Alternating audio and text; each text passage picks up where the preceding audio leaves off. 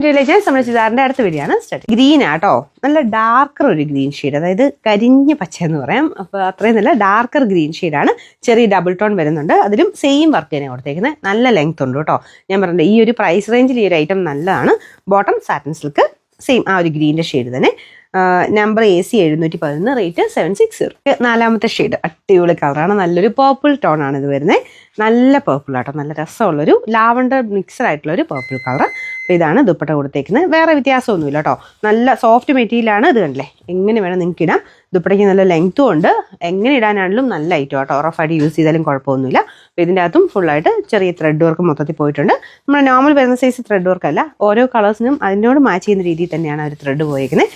Bottom satin silk കേട്ടോ, same colour, അടിപൊളി കളറാണ്. അപ്പോൾ ഇതിൻ്റെ നമ്പർ AC 713, റേറ്റ് 760 മാത്രമേ ഉള്ളൂ. 760.